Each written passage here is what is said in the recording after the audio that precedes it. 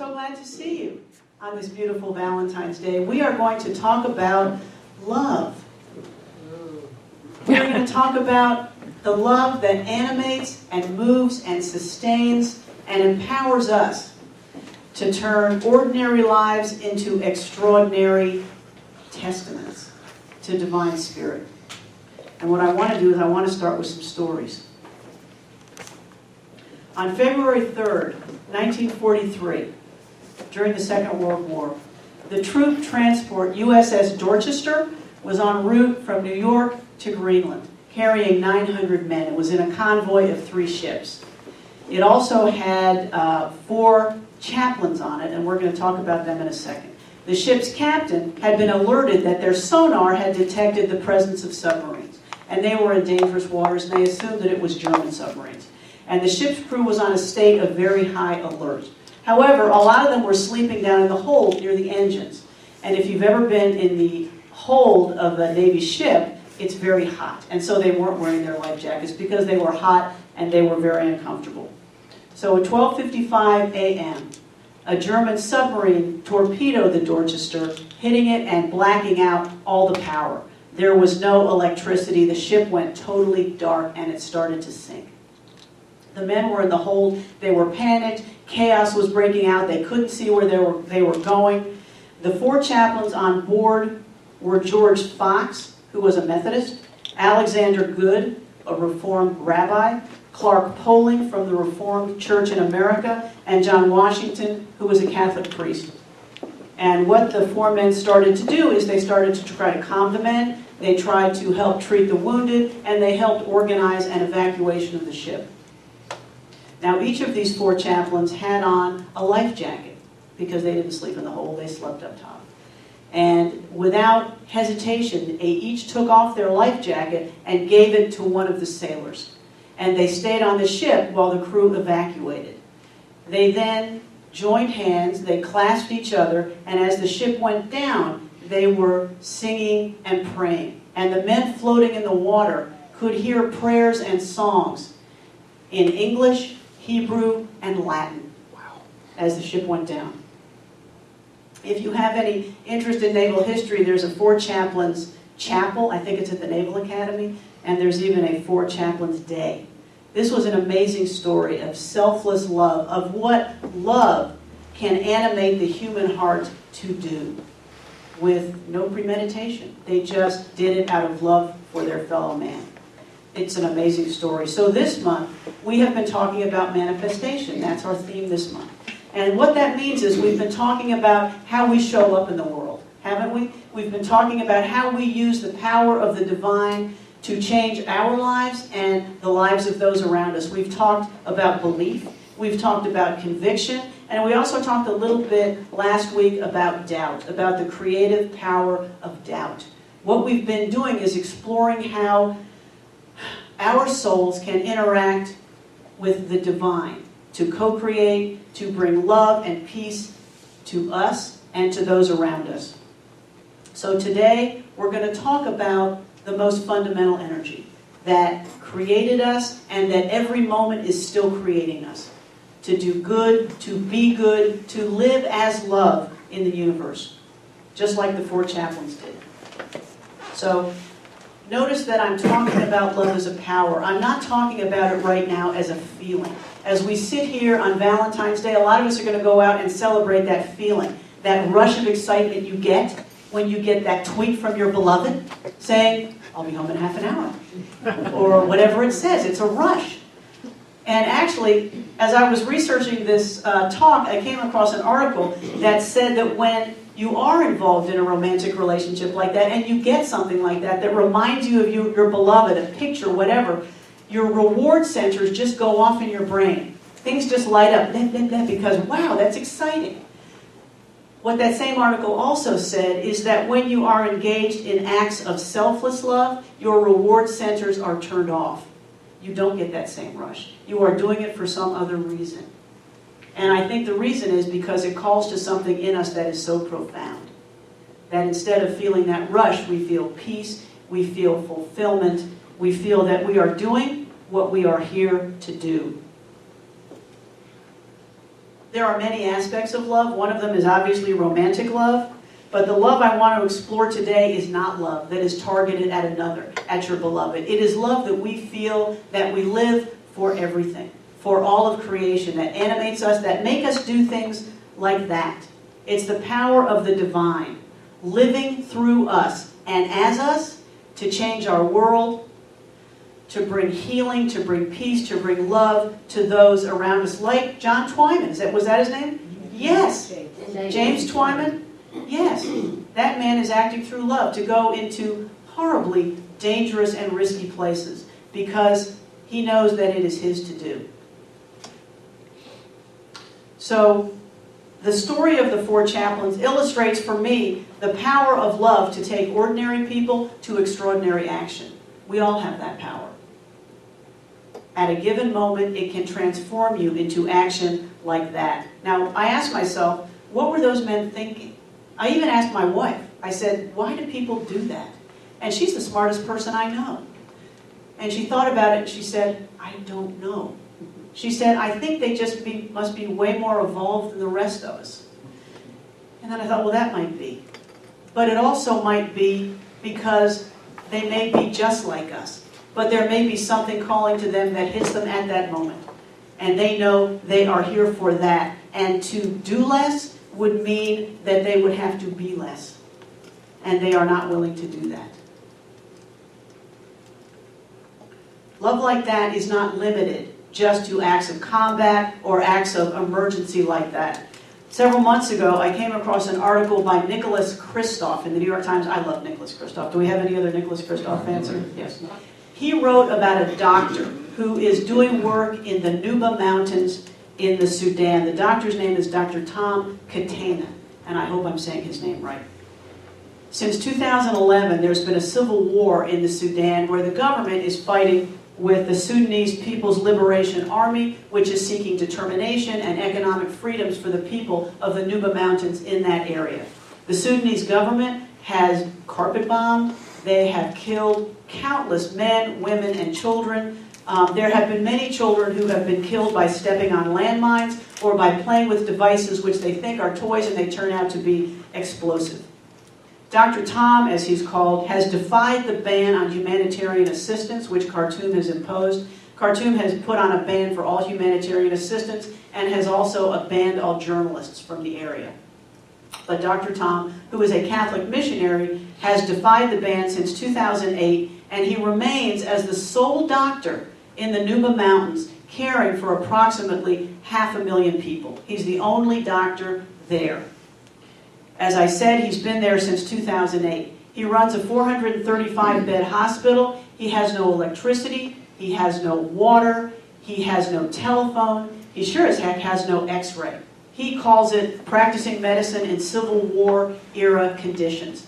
He's on call 24 hours a day, 7 days a week. He earns $350 a month. I just cannot get over this man. I mean, the next time I start complaining about anything, you just come up to me and say, Tom Katana.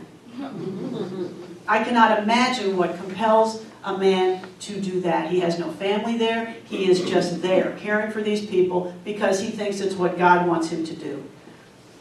One of the rebel leaders, a Muslim, says simply, he's Jesus Christ.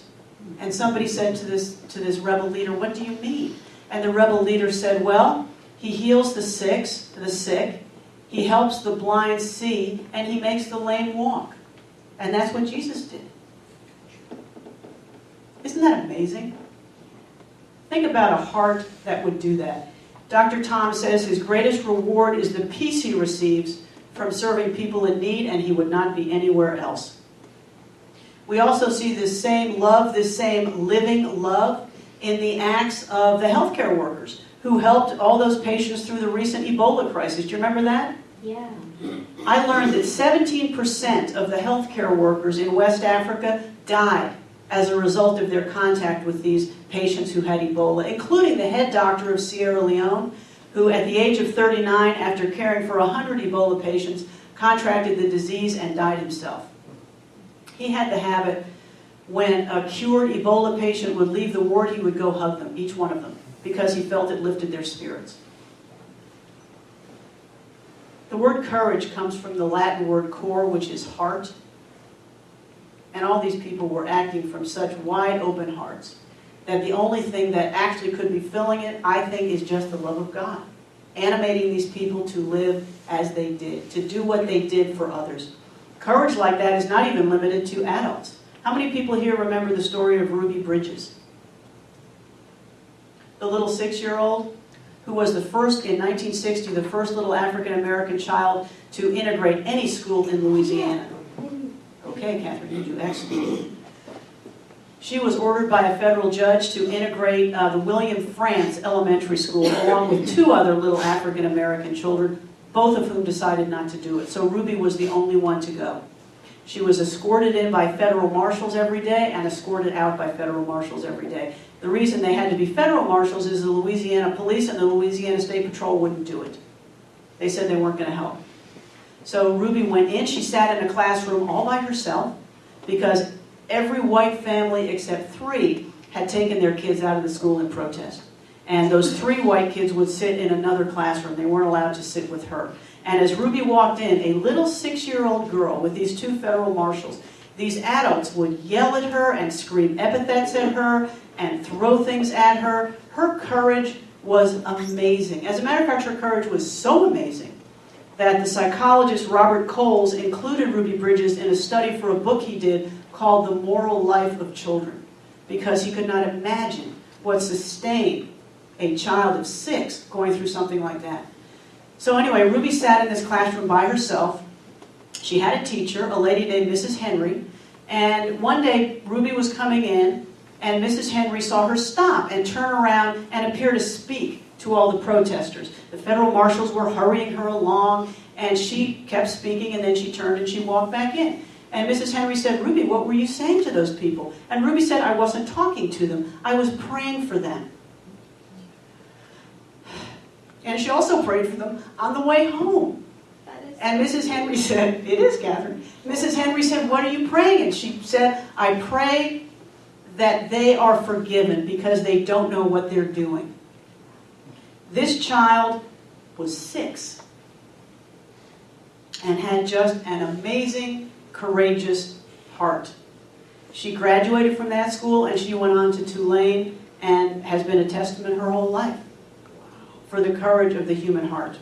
And we've all heard the story of Malala Yousafzai, the young Pakistani woman who was the co-recipient of the 2014 Nobel Peace Prize. Starting at age 11, she started writing a blog for the BBC. Imagine that. 11-year-old little girl in Pakistan starts writing a blog for the BBC about her life under the Taliban and about the fact that the Taliban is preventing girls from being educated in Pakistan. In response to her rising popularity and recognition over the world, she won tons of prizes. The Taliban in 2012 voted to kill her. And so a bunch of soldiers got on a school bus she was on, asked for her by name, and when they found out where she was, shot her 3 times. She recovered, she made a wonderful recovery, and she's continued to be a global spokesperson for the rights of everyone everywhere to be educated. 11 years old. And these are not the only stories. These are some stories. These are stories that make the news.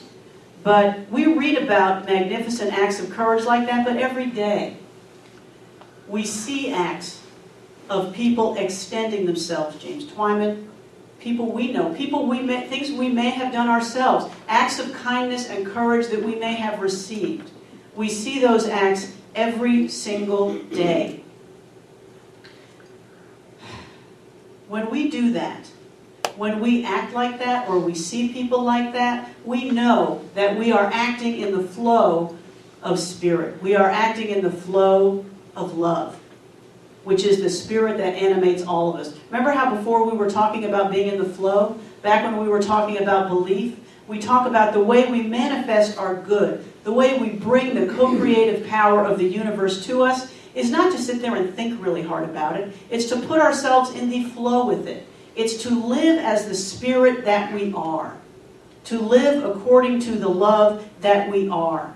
That is how we open our channels to the universal good that can bring our good to us and that can also use us as channels to bring good into the world.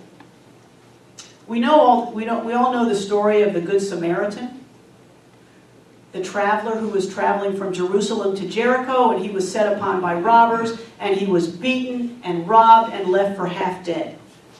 The priest and the Levite, both of whom were highly elevated members in the Jewish hierarchy, went by him. They crossed the road and went by him and did nothing.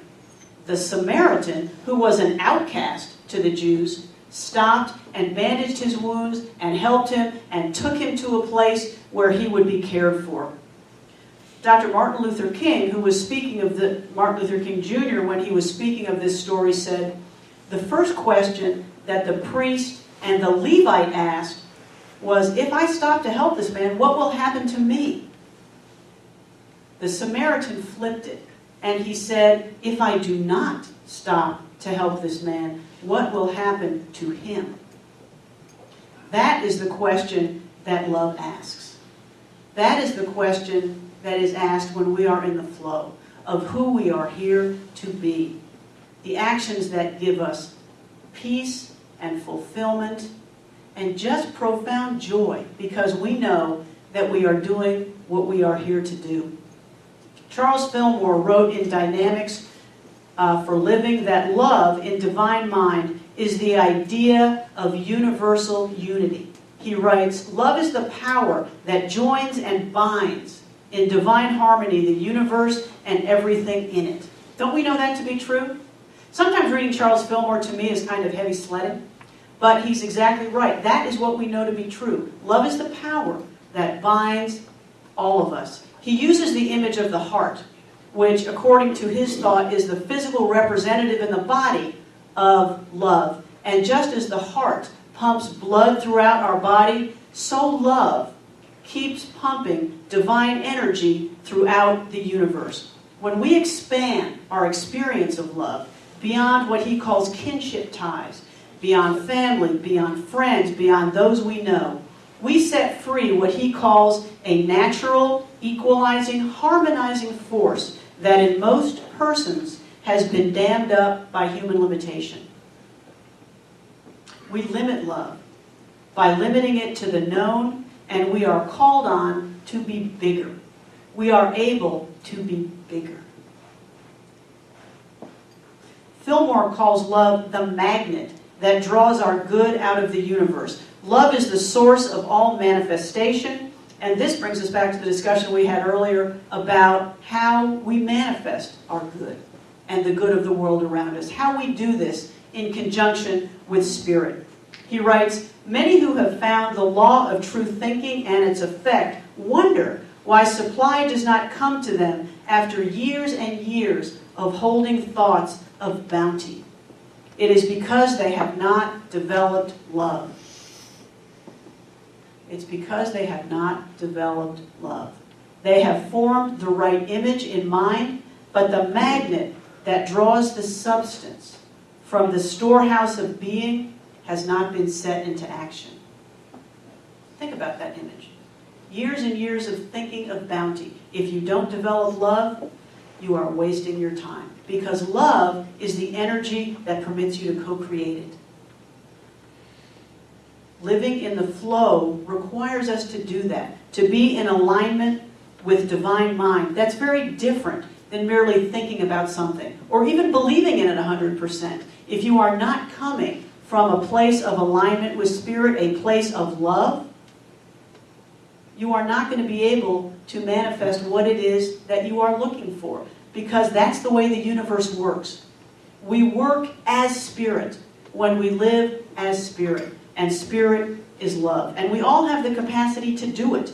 We have the opportunity every day to live from a place of love and compassion and peace and kindness.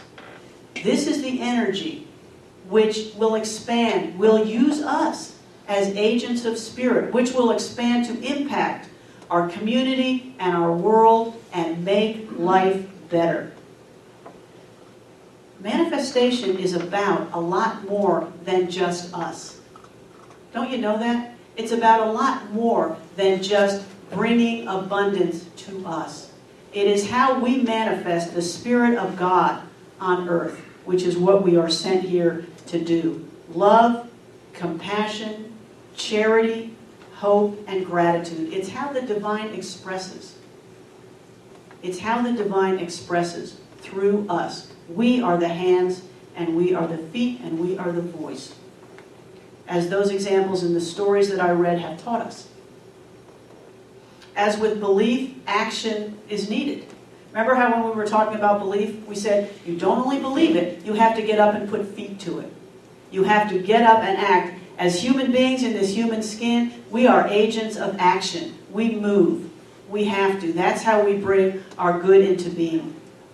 In his book, Awakening, Mark Nepo tells the story of Wu Feng, who was a Manchurian diplomat of the 1700s. Wu Feng was posted to an Aboriginal tribe right outside of Taiwan. And he made friends with the chieftain there, and he lived with them for a number of years.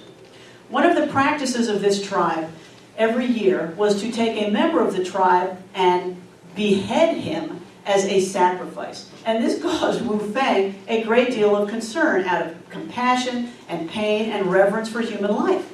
And so Wu Feng every year would go up to the chieftain and say, please, do not do this. Do not behead another member. And the chieftain would politely listen, thank Wu Feng for his input, step away, and go behead somebody. So after about 24 years of this, in year 25, Wu Feng, it came time for this annual sacrifice, and Wu Feng took the person who had been designated to be the sacrifice and pushed him away and said to the chieftain, if you are going to behead anyone, you need to behead me. And the chief looked at him. And by that time, he had grown to love Wu Feng, and he said no.